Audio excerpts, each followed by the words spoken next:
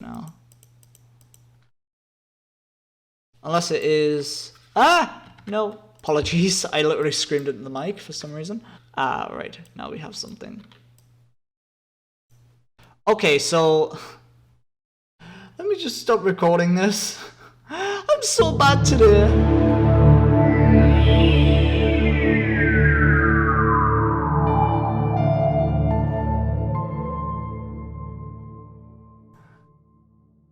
Hi everyone, and welcome back to another installment of this Maya tutorial. Now, in this tutorial we will be going over the basics of rendering, materials and lighting. So I've devised this simple scene to render out and show you guys how best to render a scene. In the 3D community and elsewhere throughout my friends and uni colleagues, I have seen a lot of rendering problems. I get asked all the time, Adam, how can I render this very well without completely blowing up my machine? So the answer to that is prep and samples. Now, I will cover these later, but for now we're just going to go through this scene and go through the very basics of rendering. So say if I have this scene here, let me take this off. I have this scene here with a plane and a few circles. Sorry, spheres for 3D enthusiasts. I'm just going to add in a few lights and see if we can get something good set up and nicely rendered and whatnot. If we have to add in any more polygons, then we will.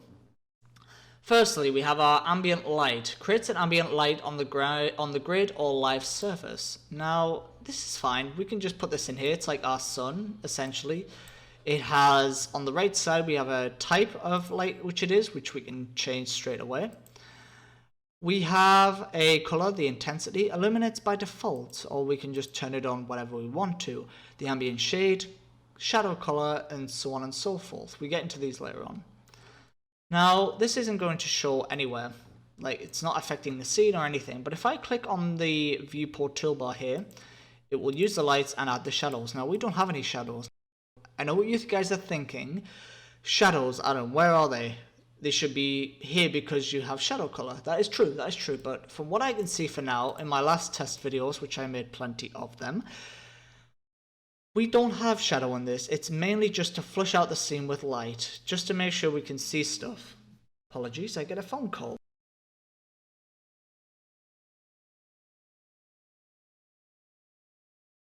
Sorry for that, I got major phone calls and major messages. Apparently everyone's freaking out. Anyway, so this floods out your scene. It's like a sunlight really, but without any shadows. Now, if we didn't want that, that's completely fine, because when I go to render this out on the top clip on here, it doesn't give us much, especially through Arnold software. It shows us the light in our scene. It shows us where it is roughly from where the shadows, the self-made shadows are, but it doesn't actually show any shadows, so it doesn't really help us with the direction.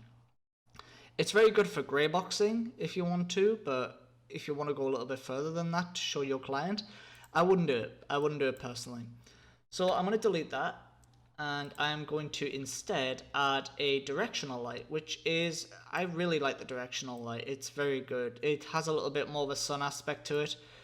Has the same attributes. I'm going to turn down the shadow a little bit because in real life, shadows aren't fully black. They're just nicely shaded out. Adds a little bit more realism to it and rests easy on the eyes. Okay, so somehow it didn't show on here either. With a hardware 2.0. Yeah, it shows on hardware but not software. Software is good for grey boxing, hardware is good for other things. I will show you these later. The next one is a point light. Now say if I take this away, and we have a point light here, which is very pretty. Most of these have the same settings anyway. And we render that out, and here we are. Everything is pretty self-explanatory. Let me just put this to the side here. So here we are. And yet again, we can turn down the shadow. Oh, and by the way, we can go to full screen, control space, and the attributes control A. Just so we can work on this a little bit more easier. And then we can render it out. You can render out certain aspects of this project as well if you so need to. takes up like a full scene takes up a lot of memory as it is rendering.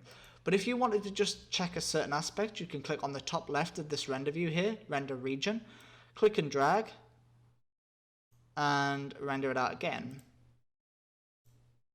Oh, apologies. And say if I change the intensity of this light in here and then click that again. No, some reason that ain't working, so we're gonna move on from there. Okay, next light. You get this one taken out for a sec.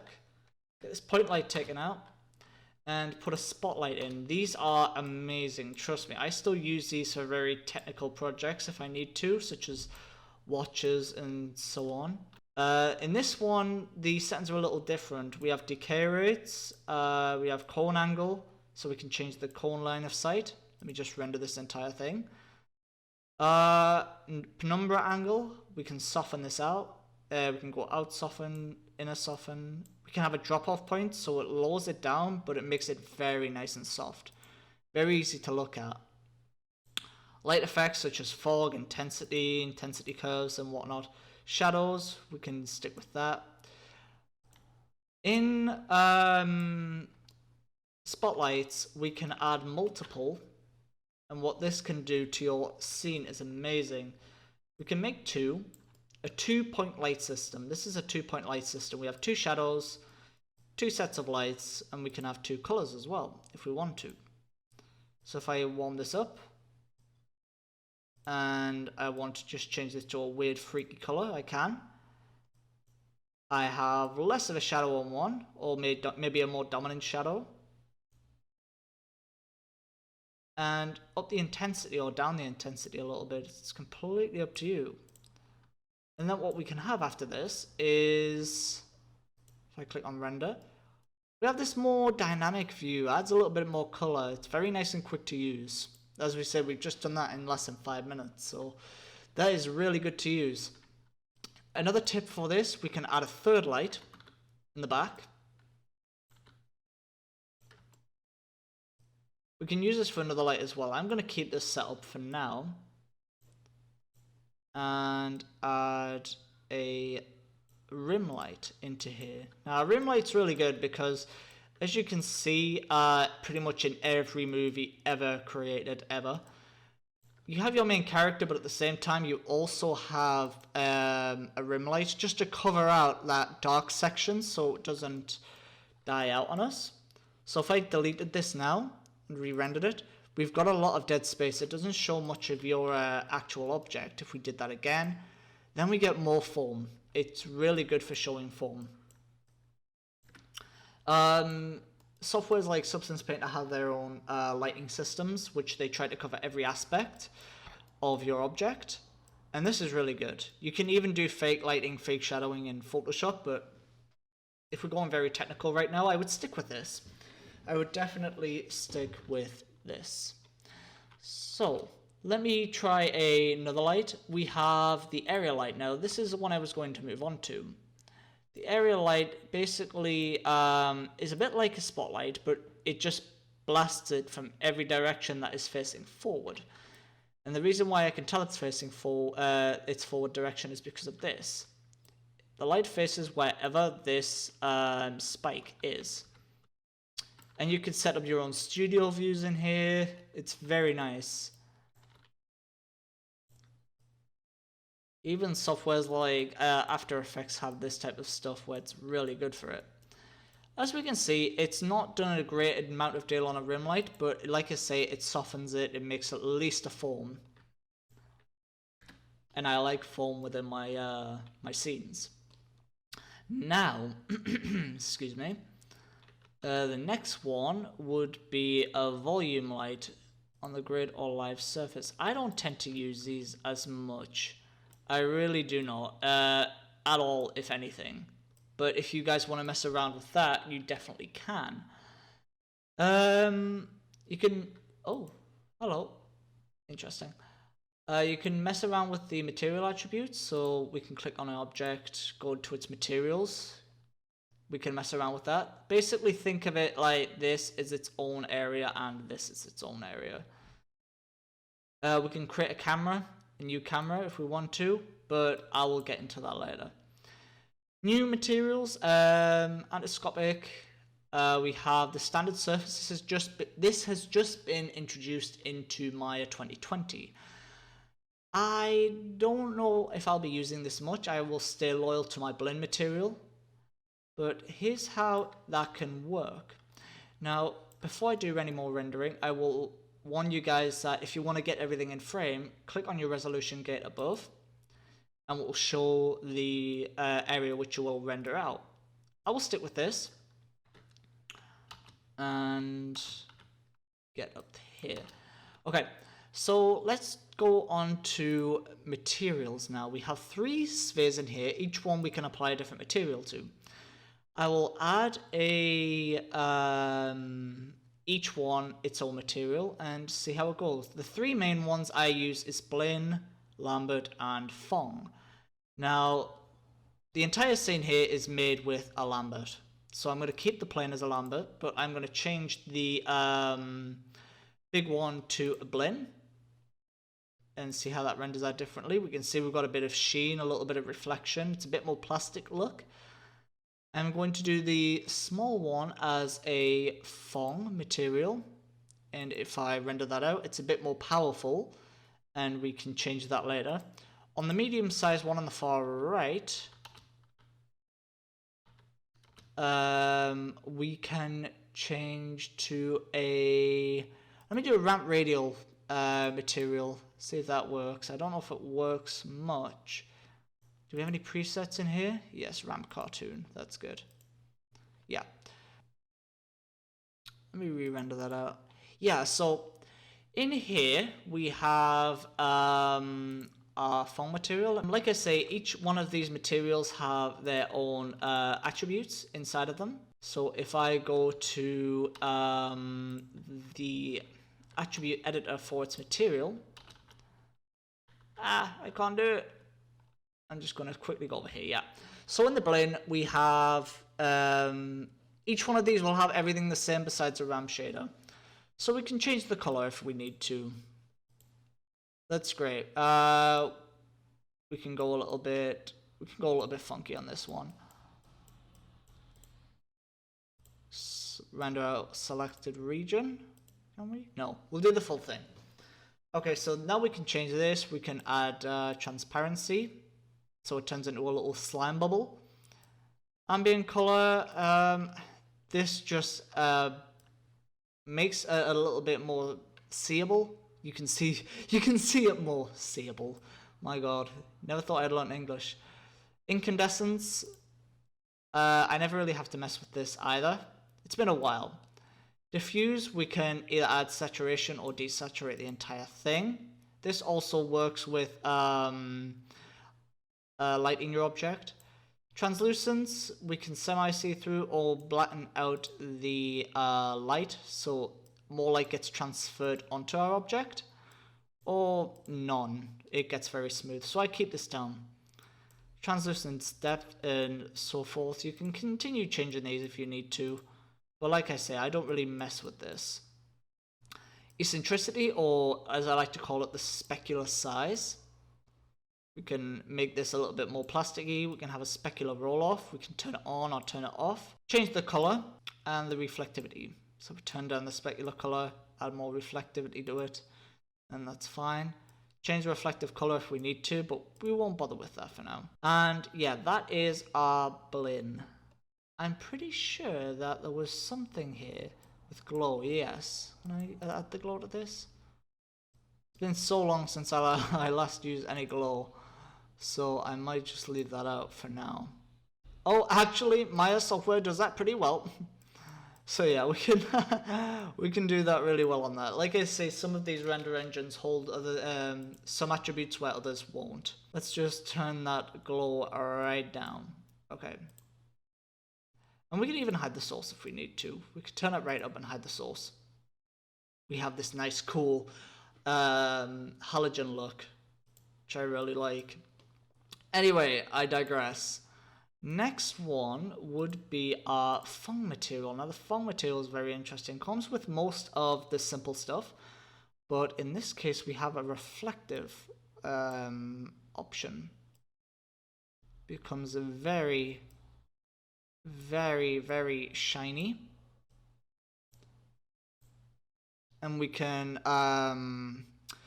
reflect many things off this. But like I say, most often than not, it's just the same.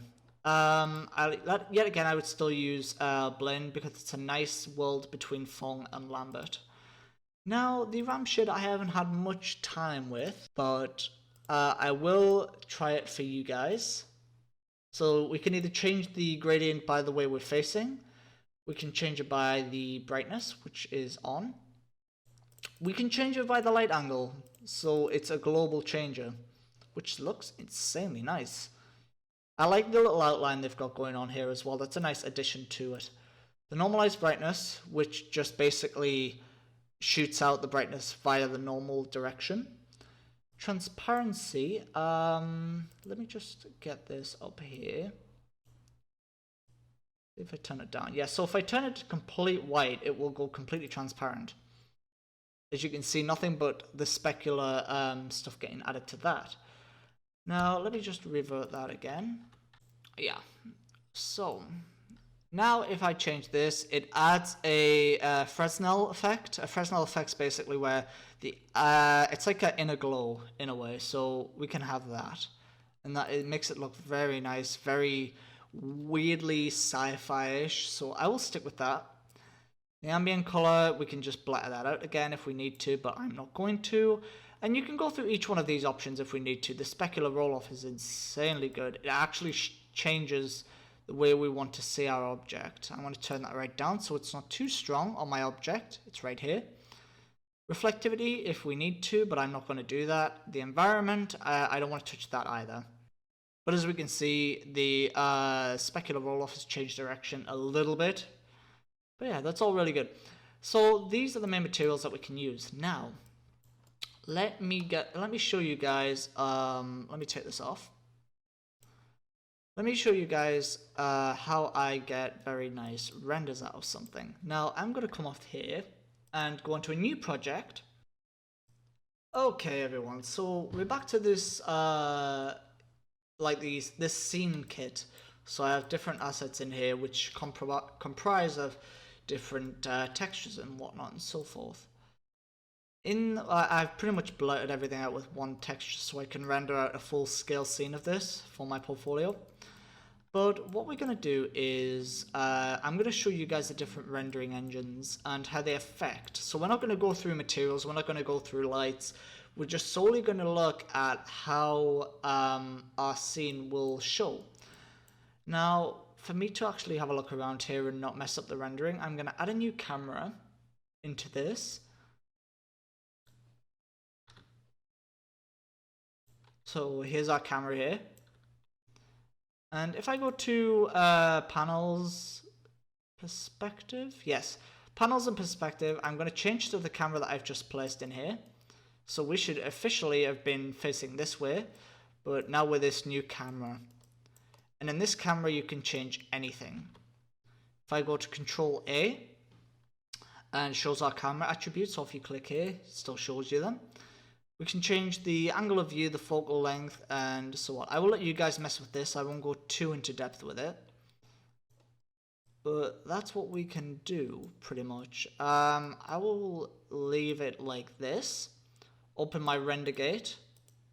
It's right up here, so it shows you what your camera will be rendering. I'm currently rendering at 1920 by 1080. And you can adjust to whatever you need to. Yeah, so what I will do is I will go into the render settings and actually show you guys how all this renders out. In addition to that, I will also show you the mistakes that people do make when doing all of this.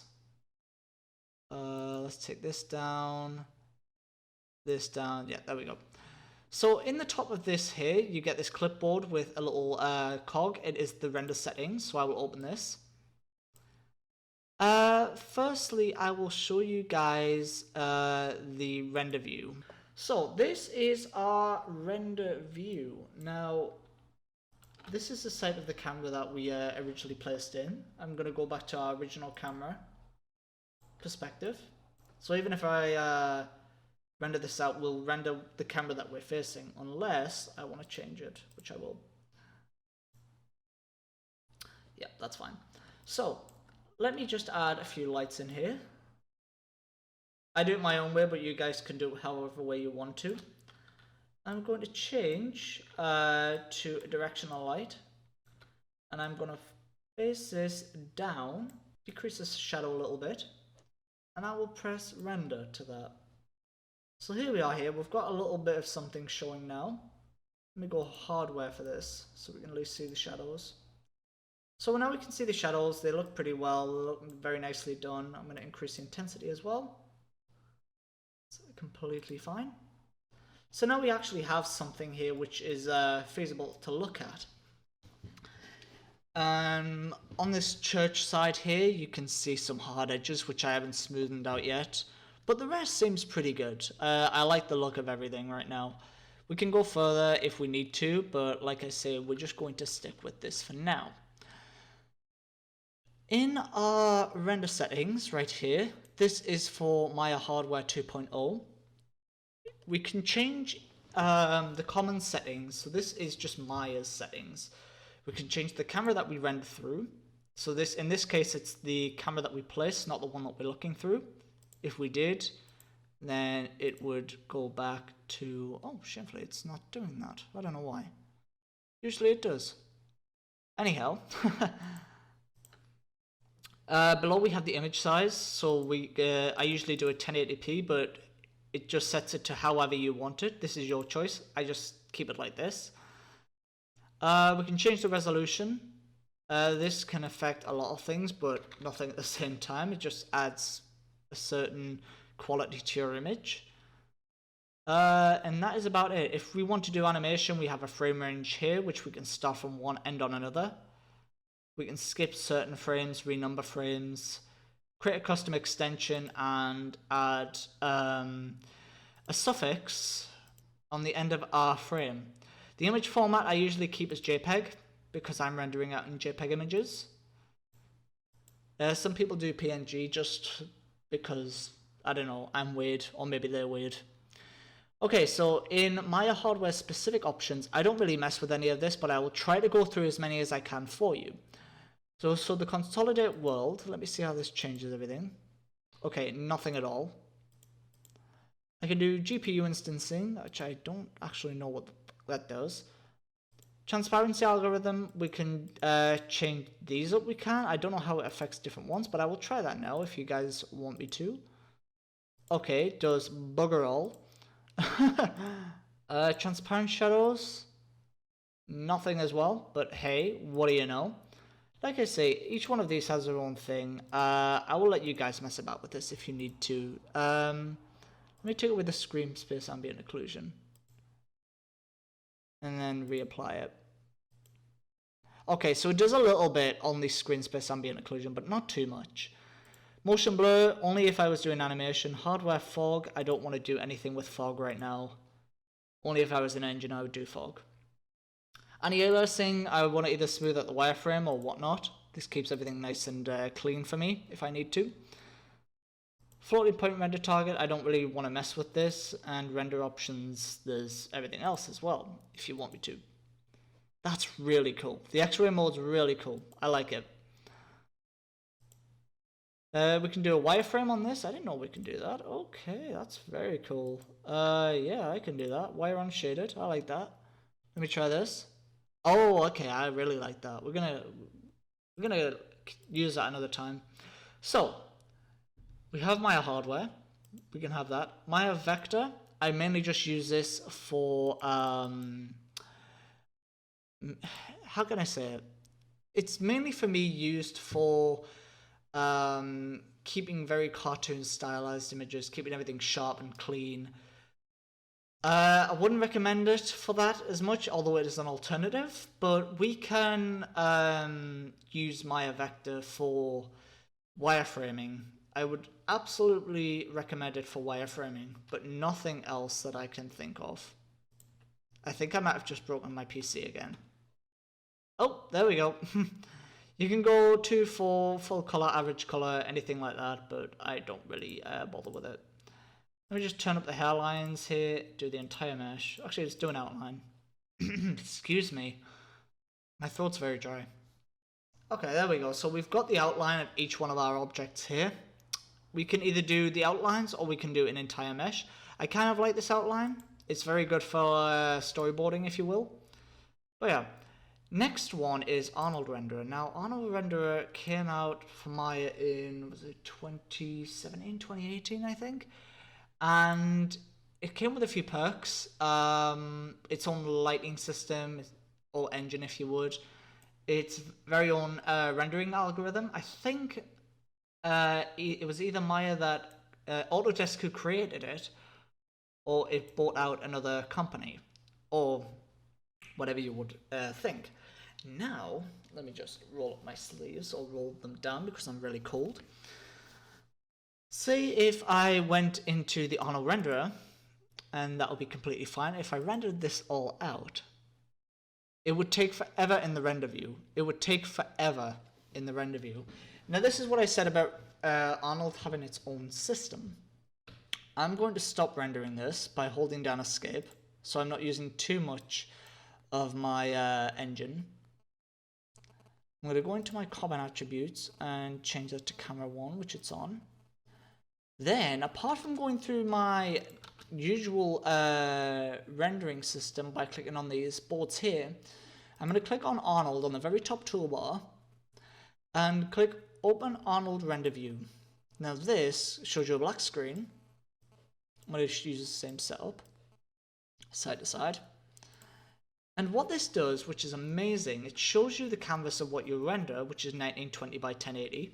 And then I can click on this play button and it will render out in real time what I can see. Now, that's what Arnold is showing me right now, which is very nice. Let me just change the camera to camera 1. Okay, so it looks like we have a little bit of a problem here with the camera, but no worries. And I will do it to this little card here, which is next to a bunch of barrels. The rendering settings. I've lost my marbles. There we go. Render settings. So here we are here with the render settings. In Arnold Renderer's settings, we have our common attributes here, which is fine. We can leave them. In Arnold Renderer, now this is the issue which I have with people who try and do Arnold Renderer. They start with the usual sample rate, which I think it's like this. I can't really remember, but this is my own project, so everything's saved in its normal place, which I have them. And they do this. And it's like, yeah, cool, that's all fine and dandy, but the thing is, yes, it's a very quick render, but you still have all of this noise here, which needs to be blotted out. Say if I did that, yeah. Yeah, so if you add the camera AA samples to 1, it's not going to give you much quality. It's very good for a quick render, but if you're looking for that quality, it's not there because we have a lot of noise here shown on the barrels on the side. And it's very pixelated around this side here. To avoid this from happening, we can turn the sampling rate up to, what, 7? And then there will be a lot more passes on Arnold. It will use up more memory, it will take up more time, but at the end of the day, for waiting, you will have a lot more cleaner of an image. As you can see now, this noise is getting completely wiped out. Furthermore, with these settings, Arnold Renderer will also make sure that it will cover enough diffuse, specular, but we don't really have specular on here unless we want to add it, so I will later. Transmission, I don't really need to, so I'll add that as a 3. Subsurface scattering, I'm not adding that, so I'm going to take that away. And volume indirect, I will add that at like a 4, because I still have no idea what the hell that's used for. So yeah, that's what we can do. We can do adaptive sampling if we need to. Clamping filters, we can add filters and whatnot, but I don't really touch this. None of this I really touch. I just use it to box out my scene or do advanced lighting setups. ray depths, and so on and so forth. I've seen artists everywhere, ones that I actually aspire to be, use Arnold to its full potential, and honestly, they create such good products. My guy, it is amazing. I even have a few projects of my own which I'm very proud of, which I'll show now. But nothing in compared to this. It's amazing. It's amazing. Absolutely amazing. I will pause my render here, so I'm not interrupting anything. Or I will stop it. Yeah, I will stop it. And take away this directional light. The reason why I'm doing this is because, like I said, Arnold has its own lighting system. So if I hold down space to bring up this menu, go to Arnold on the far right, and then insert a skydome light. Now this skydome light, it shoots lighting rays from every direction that's going inwards. Now let's try this. It kind of creates a very nice shadowing setup. It creates a beautiful ambient occlusion look, very clean, very modest, not too harsh on the eye. Most of these will only work with Arnold's standard surface material. But yeah, like I say, it makes everything look so clean. It doesn't catch up on it doesn't catch up on most of the hard surfaces. It tries to keep everything nice and clear looking. I think it's beautiful. I think it's absolutely stunning, and you can clearly see here where all the noise is, where it gets taken away because of those samples. There was a guy recently on the community page who I commented on. He had a very nice set out, very nice and clean, minimalist. But the only issue with his render is it was very noisy, and it's because his samples weren't high enough. Now, I don't know if it was because his PC couldn't take it, but if you really are looking for that quality between the noise and the clean, please try and push your PC for the max amount of samples it can put out. Otherwise, you may be stuck with the noise for the rest of your life. If you really do need it and your PC can't run it, I would recommend outsourcing. Definitely outsource to someone else with a better PC or a better setup, a better rendering system or whatnot. But yeah, that's how I would mainly do it. Yeah, so let me just try, and I am going to start adding weird materials to this. How many materials have I? Oh my god. I've got so many materials. Oh no. 'Tis but a scratch. Okay. I'm going to just add a new one. For Arnold, I'm going to add a standard surface. So let me show you that again. If I hold down right click on the object I want to apply the material to, assign a new material, go to Arnold shader, down, and it's a the sixth one from the bottom, Arnold standard surface. This is what mostly these are. Take away this render setting. And in here we can have a lot, and I mean a lot of different settings. But to get started, I'm going to use the presets with a little asterisk. And you have lots of different materials which you can add. So I'm going to use I'm going to use gold. Why not use gold? So the gold's in here. Even though it's black, you can still see it. If I really render this now, oh my god! What's going on with this gold? It's so gold, and you can see the reflections here. You can see the specularity. Oh my god, it's so nice. Let me add another one to this. I'm going to add a material. Add a new material. Shader, standard surface. You can even right click on these and add to your favorites. Go back to your presets, and we are going to add we're going to add a balloon. Actually, should we? Milk? No, jade. Oh yes, jade. Let's do it. No, actually honey. Yeah, honey. Let's do honey. And see how that messes everything up. That looks beautiful. I don't know why I feel a bit iffy, but it still looks really good. So Arnold in turn adds its own settings to this, own preset settings. And we can go from there, add different things. And this is really good for a quick SketchUp for your environments or your for your characters, because I think they do have a skin texture in here. Let me check. They have blood. Why not? Frosted glass, milk, J, plastic, rubber, skin. Yes, you have skin in here, so that's really nice. I don't know why it's... Wait, why is it all went like coal all of a sudden? It's a red color in here. I don't know why it's just messed it up in here, but sure, why not? Let me just check a new preset. Foam, diamond. Have we not got one for wood? No, we have one for car paint because we want to like pimp out this whip. Oh my god, that looks beautiful. As well as that, we have indirect bounces with lighting on Arnold Renderer. So basically what I mean by that is if we have a red here and a blue here, you will find the red reflect off this blue surface because of the indirect light bouncing. This can also be seen in, you can also see this in light mapping in Unity and just standard rendering in Unreal. If you want to know more about light mapping, I will show that in another video when I get to Unity, which will be very soon actually. I'm looking forward to that. I know more about Unity than I do Unreal because Unreal will probably be next year. I don't want to rush into it when not knowing the thing. So yeah, that is mainly everything that you need to know about Arnold Renderer. So I will come off that now. And I hope you guys enjoyed that. Plus that's how I actually made this scene right here, which was insanely satisfying to do. Should do a Lambert one. Yeah, do a Lambert one. I don't think it changes much. Yeah, it's fine. Don't think we have any more rendering engines to try unless we have Turtle as well, do we? Yeah, Turtle.